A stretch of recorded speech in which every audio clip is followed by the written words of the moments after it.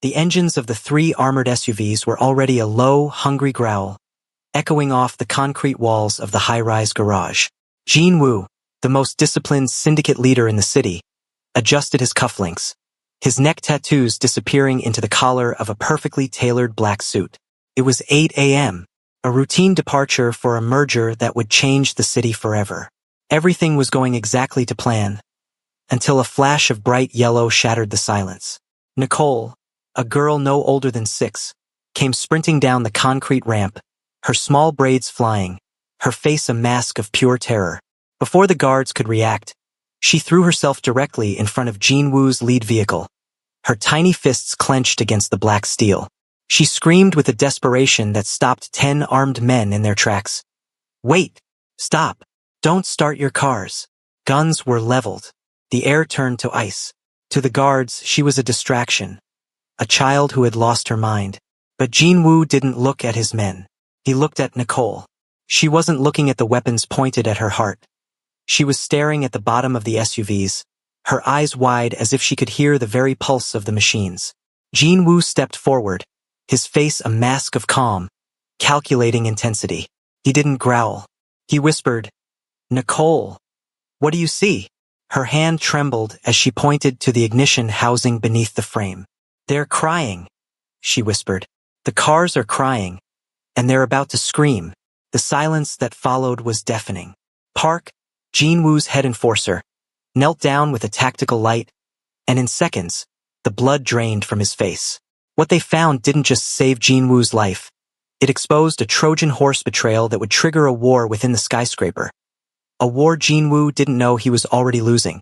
Stay with me until the end, because the truth hidden beneath those armored plates didn't just shock the syndicate. It revealed a traitor who had been sitting at Jin-woo's table for years. Jin-woo lived his life by the rhythm of a clock that never lost a second. In the upper echelons of the city's concrete jungle, chaos was considered a personal failure, and Jin-woo did not fail. Every morning at the penthouse was a study in lethal elegance. Before the sun had even fully cleared the horizon, he was already standing before a floor-to-ceiling mirror, his silhouette sharp against the glass. He moved with a deliberate, grounded grace, the kind earned through years of navigating territory wars where a single misstep meant a shallow grave. As he pulled on his crisp, black dress shirt, the silk glided over the intricate ink that mapped his history. The tattoos were a silent language of fire and tradition.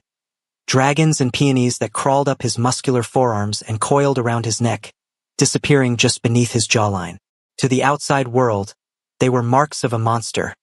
To Jin-woo, they were a skin he was finally ready to shed. He fastened his gold cufflinks with steady fingers, the metal catching the light. Today was the day he would sign the merger papers, a move that would pivot his vast syndicate into a legitimate infrastructure titan. He was tired of the shadows. He wanted a kingdom that could stand in the light of day. The discipline extended to his men, who waited for him in the hallway like statues carved from obsidian. Park, his most loyal enforcer, stood at the head of the line, his head bowed at a precise 15-degree angle.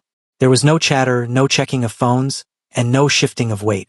This was the iron routine that Jin-woo had forged, a Yakuza-style devotion that prioritized order above all else. When Jin-woo stepped out of his private elevator, the silence was absolute, broken only by the rhythmic click of his polished Oxfords on the marble floor. "The convoy is prepped, boss," Park said, his voice a low, respectful rumble. "The council members are expecting us at the North Tower by 8:30. Security has cleared the perimeter." Jin-woo nodded once, a gesture so subtle it was almost imperceptible. He led the way down to the private garage, his mind already 3 steps ahead, calculating the logistics of the merger. He could almost feel the weight of his past slipping away. No more back-alley deals or laundered cash. He was building something permanent, something that Nicole's mother, Elena, and the rest of the invisible staff who kept his world running could finally be proud to serve. They entered the garage, where the 3 black SUVs sat in a perfect, diagonal line, their paint so black they seemed to absorb the dim fluorescent light. The air smelled of gasoline and expensive leather, the scent of his power. The guards opened the doors in a synchronized motion, and Jin-woo took his seat in the rear of the lead vehicle. He watched the back of the driver's head, waiting for the familiar vibration of the engine that signaled the start of his new life. But as the key turned and the first rumble of power stirred the machine, the world outside the tinted window fractured into a blur of frantic, sun-bright yellow. The routine was broken. The iron was about to melt. The air in the garage hung heavy with a sudden, suffocating tension. Park's hand remained frozen on his holster, his knuckles white, while the rest of the security detail stood like statues, their eyes darting between the trembling child and the perimeter shadows. Jin-Woo stepped out of the SUV, his movements fluid and eerily calm. He didn't look at his men. He looked at Nicole. Her small frame was racked with sobs, her yellow dress a vibrant, jagged wound against the monotonous gray of the concrete. She wasn't just crying. She was vibrating with a primal terror that bypassed the intellect and struck straight at the gut. "Nicole," Jin-Woo said, his voice cutting through her gasping breaths like a blade through silk. "Look at me." The girl's eyes, wet and wild, snapped to his.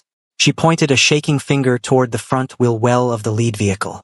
"The man with the blue eyes," she choked out, her voice barely a whisper. "He touched the bottom. He told me the cars would cry if you woke them up. Please, Mr. Jin-Woo, don't wake them up." Jin-Woo's gaze shifted to Park. A silent command passed between them, one that required no words. Park handed his weapon to a subordinate and produced a high-intensity tactical flashlight. He dropped to his knees, the fabric of his expensive suit dragging against the oil-stained floor, and slid partially beneath the heavy frame of the lead SUV.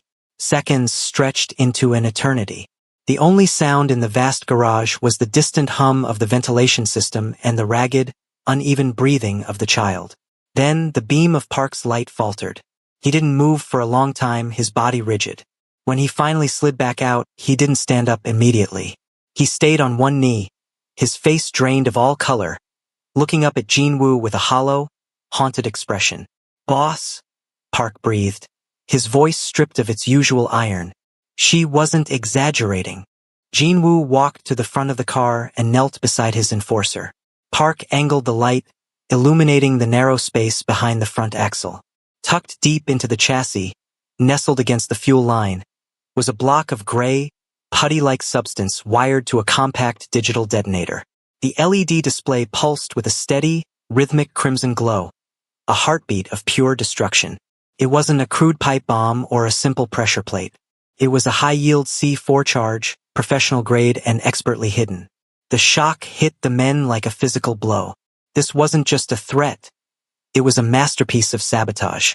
Had the engine reached its operating temperature, the heat-sensitive trigger would have turned the 3-ton armored vehicle into a fireball, killing everyone within 50 yards.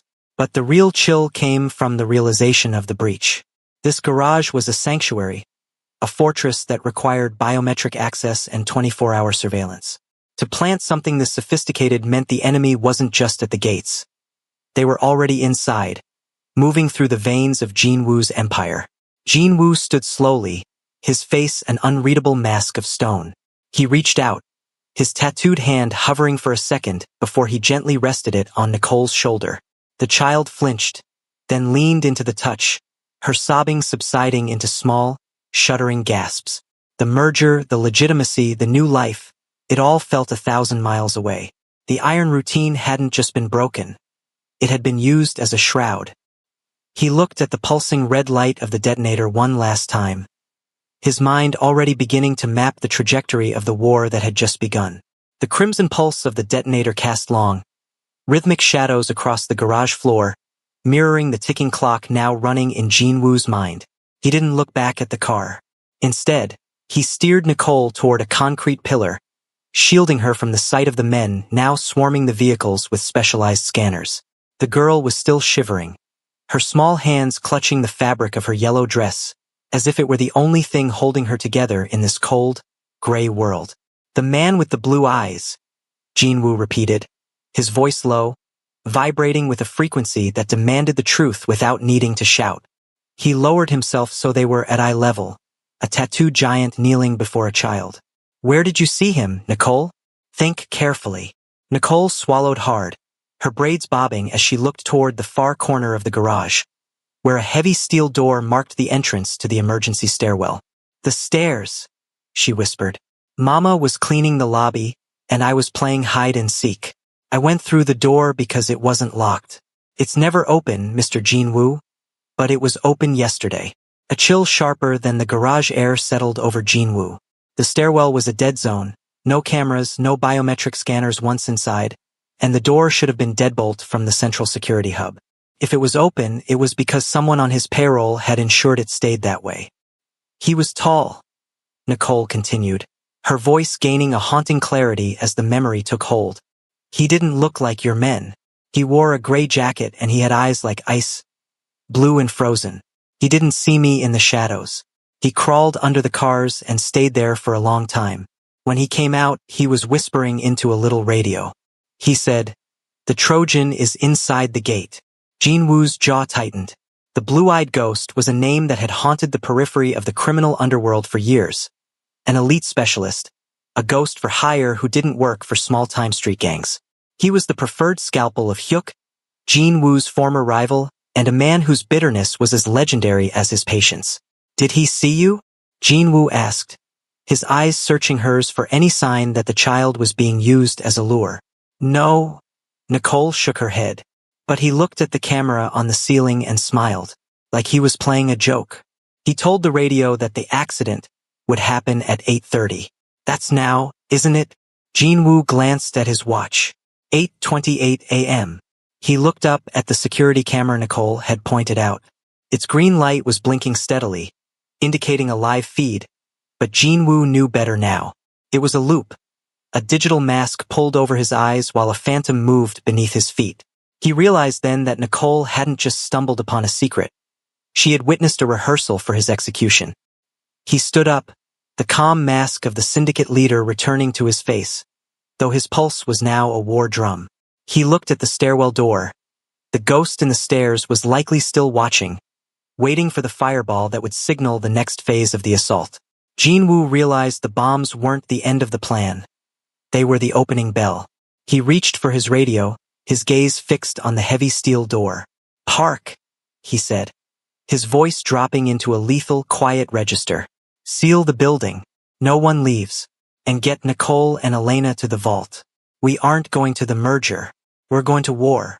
The garage transitioned from a site of discovery to a theater of war in the span of a single breath. Jinwoo stood motionless as his team worked with frantic precision to clear the area, but his mind had already left the concrete floor. He was dissecting the geometry of the betrayal. Hyuk was many things, but he was never careless. If a specialist like the blue-eyed ghost had been sent to plant explosives, they wouldn't have been placed where a curious child could hear them crying, unless their discovery was part of the script. "Park," Jinwoo called out, his voice a low anchor amidst the rising panic. "Stop the sweeps on the other vehicles. They aren't the primary threat." Park paused, a portable jammer in his hand. "Boss? If there are more charges, they want us to find them," Jinwoo interrupted, his narrowed eyes scanning the ceiling height. "The bombs were the shepherd. They were meant to scare us away from the SUVs and force us into the safety of the building's interior. Think, where is the one place we feel most secure when the perimeter is breached?" Park's eyes widened as the realization took hold. The service elevators. The internal hardened stairwell. "Exactly," Jinwoo said, his jaw tightening. "They've turned our own security protocols into a funnel. If we had followed the standard evacuation procedure, we would be trapped in a steel box between floors right now, waiting for the doors to open into a kill zone." The realization shifted the energy in the room from defensive to predatory. Jinwoo wasn't just a target anymore. He was the architect of a countertrap. He knew this skyscraper better than the men who built it. If Hyuk wanted to storm the building, he would need a breach point that bypassed the lobby's heavy reinforced glass and the biometric gates. "They won't come through the front," Jinwoo commanded, moving toward the central security terminal near the elevator bank. "They'll use the loading bay on the 3rd level. It's the only point where the structural dampeners create a blind spot for the vibration sensors. Park, take the 2nd squad and vent the fire suppression gas into the 3rd floor corridor. Don't trigger the alarms.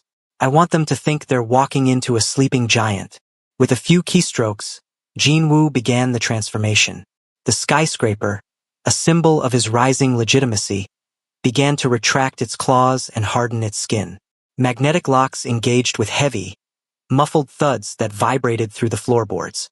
The lights in the main corridors dimmed to a tactical amber, while the external shutters of the lower floors hummed as they sealed shut, turning the glass tower into an obsidian monolith. He watched the monitors, seeing the first signs of movement on the perimeter, unmarked vans sliding into the loading zone just as he had predicted. They were moving with the confidence of men who believed their prey was already huddled in a panicked cluster in the service hub. Jinwoo adjusted his gold chain, the light catching the fierce ink on his neck. He had spent years trying to build a world where Nicole and her mother didn't have to fear the shadows. If Hyuk wanted to bring the shadows into his home, Jinwoo would make sure they never found their way back out. "Let them in," Jinwoo whispered to the empty air of the garage, his face a mask of cold, lethal anticipation. "Let them see what happens when you try to burn a kingdom that hasn't finished being built." The transition from the garage to the secure sublevel felt like descending into the belly of a silent beast. Jinwoo walked with a heavy, purposeful stride, his eyes scanning the monitors that lined the corridor walls. As the vault doors hissed open, he found Nicole huddled against a woman whose face was a mirror of the child's distress, yet layered with a weary, deep-seated exhaustion. This was Elena. She was dressed in the utilitarian gray jumpsuit of the building's maintenance crew, a uniform that usually made her invisible to the high-powered men who walked these halls. Jinwoo stopped a few feet away, his presence filling the small room. He looked at Elena's trembling hands and the way she tried to shield Nicole, her eyes darting to the tattoos on his neck with a fear that wasn't just about the current crisis. It was the fear of a woman who knew she was a small gear in a very dangerous machine. "Elena," Jinwoo began, his voice surprisingly soft, devoid of the jagged edge he used for his enemies. "My men found your keycard in the stairwell door. They think you let him in." Elena's breath hitched, a jagged sound that filled the sterile room. She collapsed onto a bench, burying her face in her hands.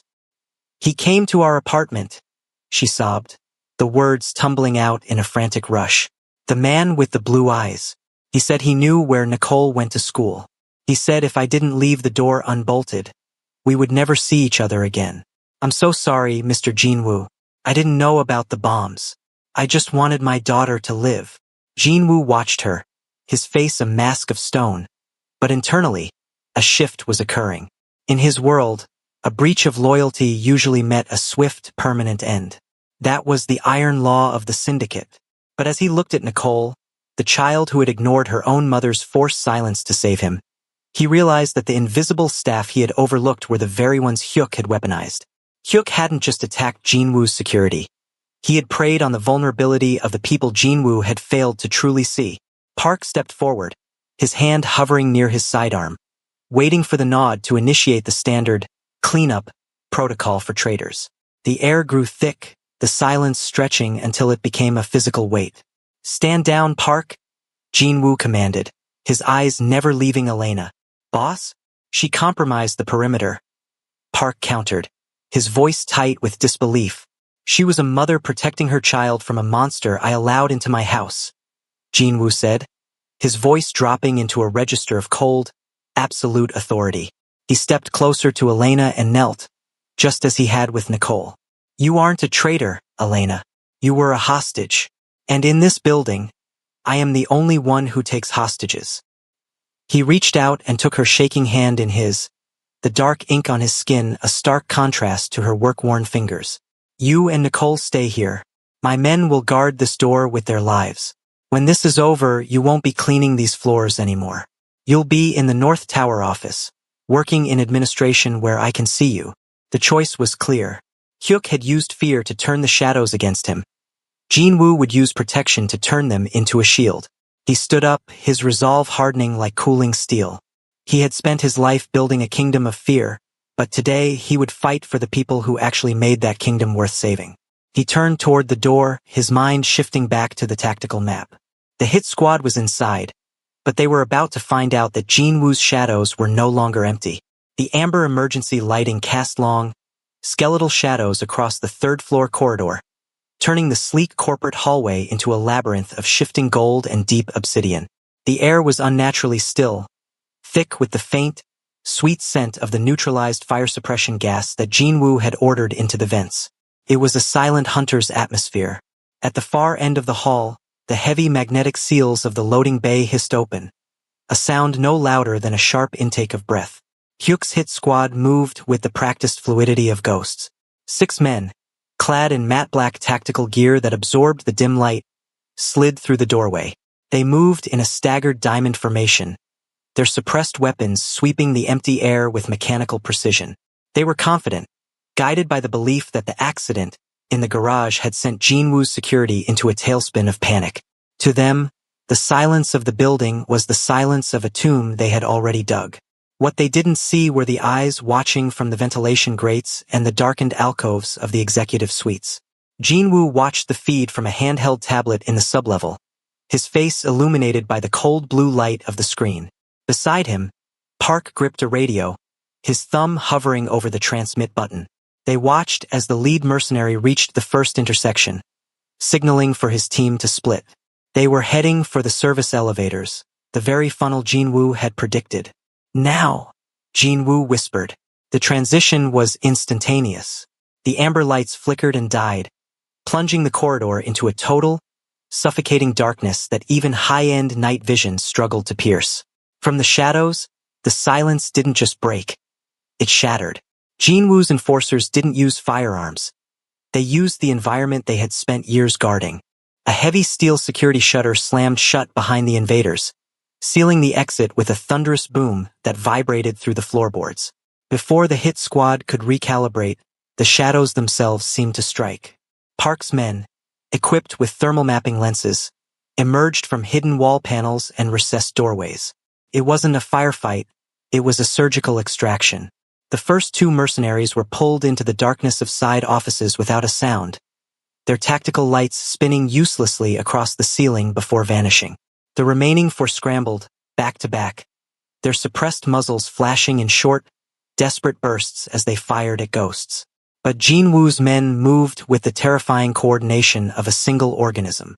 A flashbang detonated at the end of the hall, not to blind, but to disorient the invaders' audio sensors. In that split second of sensory overload, Jinwoo's enforcers closed the distance.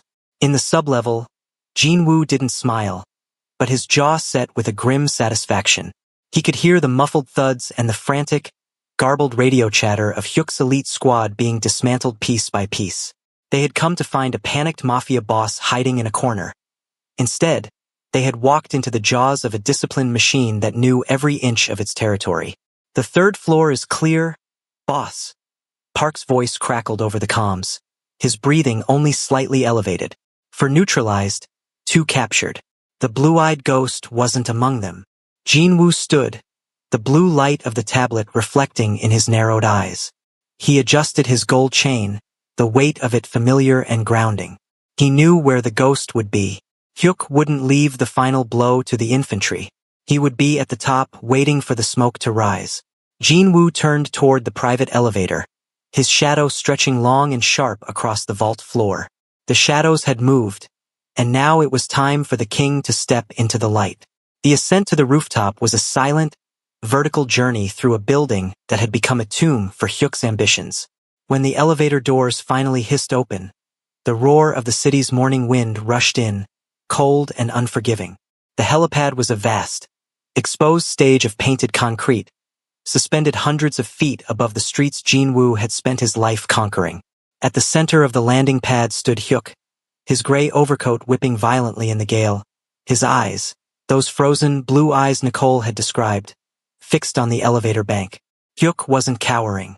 He stood with the relaxed posture of a man who believed he still held the detonator to Jinwoo's life. In his hand, he toyed with a high-end mobile device, its screen glowing with the tactical blueprints of the building. He looked at Jinwoo, taking in the blood-dark ink on his neck and the expensive black suit that remained impeccably creased despite the chaos below. "You're late for your merger, Jinwoo," Hyuk shouted over the wind, his voice thin and mocking. "But I suppose the legitimate world can wait for a man who's too busy chasing ghosts in his own garage." Jinwoo stepped onto the rooftop, his Oxfords clicking against the weather-beaten concrete. He didn't reach for a weapon. He didn't even signal to Park, who remained in the shadows of the doorway. He simply walked toward his rival, his face a mask of absolute, terrifying stillness. Hyuk let out a jagged laugh, shaking his head. I heard the chatter on the comms before your boys jammed them. A janitor's brat? Jinwoo? That's what brought down the great dragon of the south. You've gone soft. You've spent so much time trying to buy a seat at the clean table that you've forgotten how to smell a trap until a child points it out for you. Hyuk stepped closer, his ice-blue eyes gleaming with a mixture of hatred and pity. You think you're building a legacy? You're building a glass house. You traded your teeth for a gold chain and a title. The moment you started caring about the invisible people, the help, their children, you became a liability. Mercy is a luxury for men who aren't in our line of work. It's a weakness, and it's why you're standing here alone while your hit squad is being zip-tied in the basement. Jinwoo stopped 10 feet away. The wind tore at his hair, but his gaze never wavered. He looked at Hyuk not as a rival, but as a relic, a ghost of a violent past that no longer understood the world it was trying to burn. You call it soft, Jinwoo said, his voice low but carrying with a lethal resonance that the wind couldn't touch. I call it an investment. You looked at Nicole and saw a tool to use as a warning. You looked at Elena and saw a lock to be picked. You missed the only thing that mattered. Hyuk sneered, raising his phone. And what's that? Some poetic nonsense about heart? I have a federal strike team 3 blocks away waiting for my signal. I have your bank records. I have everything. You have nothing, Jinwoo replied, the gold chain around his neck catching a stray beam of sunlight. Because while you were busy mocking a child's warning, you forgot the most basic rule of the hunt. You never look at the bait. You look at who's holding the line. Jinwoo checked his watch. 9:02 a.m. The time for the merger had passed, but a different kind of deal was about to be closed. He looked past Hyuk toward the horizon, where the first signs of a different kind of storm were beginning to gather. The masterminds had arrived, but the game had already changed. The wind on the helipad howled with a renewed fury, but the atmosphere between the two men had turned deathly cold. Hyuk tapped his phone screen with a frantic, rhythmic aggression, waiting for the signal that his leverage had taken hold. He expected to see Jinwoo's empire crumbling in real time. Bankruptcies, arrests, and the total collapse of the North Tower merger. But as the loading icon spun and settled, the color began to drain from Hyuk's face, leaving him looking more like a ghost than the man with the blue eyes Nicole had feared. Something is wrong, Hyuk muttered, his thumb hovering over a frozen balance sheet. Jinwoo didn't move. He stood with his hands loosely at his sides, the gold links of his watch glinting. You were so focused on the building, Hyuk. You treated the skyscraper like a fortress to be stormed. You thought if you broke the walls, you'd own the man inside. Jinwoo took a slow, deliberate step forward. But I haven't been a man in a fortress for a long time. I've been a man in a network. Hyuk looked up, his eyes wide and fractured. What did you do? While you were busy intimidating janitors and planting C4, my legal team wasn't at the merger, Jinwoo said, his voice a steady, low-frequency hum that seemed to vibrate through the very concrete of the helipad. They were in the Cayman Islands. They were in Zurich. They were in the digital back alleys where you hide the money that pays for those tactical suits and blue-eyed assassins. A notification finally pinged on Hyuk's phone, but it wasn't the victory message he anticipated. It was a series of liquidation alerts. One by one, the offshore accounts that funded his private war were being flagged, frozen, and redirected under the authority of the very corporate merger Jinwoo was supposed to be attending. You see, Hyuk, the world is changing, Jinwoo continued, his gaze piercing. The clean table you mock has rules, and those rules are far more efficient at destroying a man than a block of C4.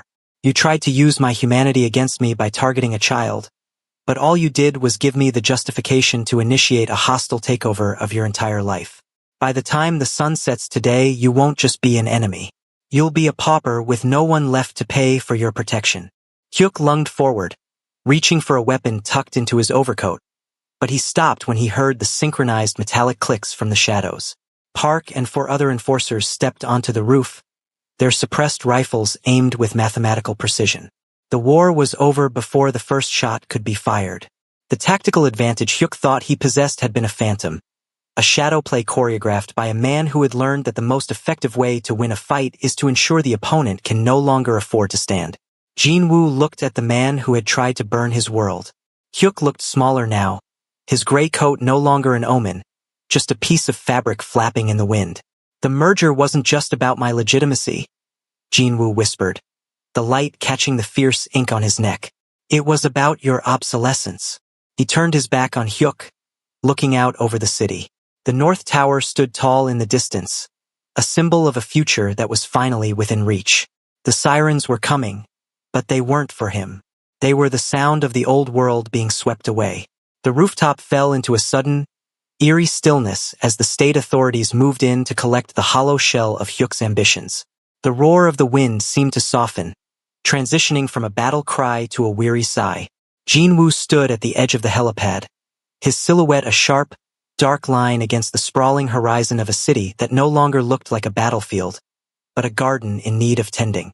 He didn't stay to watch the arrests. He didn't need the satisfaction of seeing his rival in cuffs. The weight of the old world was already sliding off his shoulders, replaced by a gravity that was quieter, deeper, and far more demanding. When he returned to the sub-level vault, the heavy steel doors opened to reveal a scene that shifted the air in his lungs. Elena and Nicole were still there, huddled together on the bench. The terror that had defined their morning had been replaced by a cautious, fragile hope. As Jinwoo stepped into the room, Nicole stood up, her bright yellow dress wrinkled but still defiant against the sterile gray walls. She didn't flinch this time. She looked at the man with the tattoos and the gold chain, and for the first time, she didn't see a monster. She saw a shield. Jinwoo knelt one last time, the movement now instinctive rather than tactical. He reached into his pocket and pulled out his phone, placing it on the bench beside Elena. It was the device that held the keys to his empire, the encrypted codes to 1,000 dark doors he was now sealing forever. The cars aren't crying anymore, Nicole, he said, his voice carrying a warmth that would have been unrecognizable to the man he was just 3 hours ago. He turned to Elena, whose eyes were wet with a relief so profound it looked like pain. My enforcers are transitioning into a private security firm. Park will oversee the transition. You and the rest of the staff, you aren't just employees of a building anymore. You are part of the foundation. Your daughter's courage bought a future for this city that I couldn't see on my own. Jinwoo stood and looked at Park, who was waiting by the door. The enforcer offered a silent, deep bow, not out of the ironclad fear of the syndicate, but out of a new, burgeoning respect for a leader who had finally found something worth more than territory. Jinwoo reached up and unbuttoned his collar, the gold chain catching the light as he pulled it over his head and handed it to Park. It was the final link to a life built on the threat of the blade. I'm going to the North Tower, Jinwoo said, his voice steady and clear. But not for a merger. I'm going to sign the papers that dissolve the syndicate and establish the foundation. We're done with the shadows. As he walked out of the vault and toward the sun-drenched lobby, Jinwoo realized that his power had never truly been in the ink on his skin or the fear in men's eyes. It was in the hands that held the line for those who couldn't hold it themselves. He stepped through the glass doors and into the morning light, leaving the Mafia boss behind in the darkness of the garage. For the first time in 20 years, he wasn't walking toward a war. He was walking home. The true strength of a king is not measured by the fear he instills, but by the lives he protects. Jinwoo's empire nearly crumbled because he overlooked the invisible souls in his shadow, yet it was saved by the smallest voice among them. This journey proves that mercy is not a descent into weakness, but an ascent into true power. When we value the vulnerable and listen to the unheard, we build a kingdom that no bomb can shatter. Integrity is the only fortress that truly stands the test of time and betrayal. We have come to the end of this story. Let me know in the comments where you are watching from, and what you would have added or taken out from the story. Do not forget to like and subscribe to the Cinema Corner. Thanks for watching. Sit back, relax, and let me tell you another story.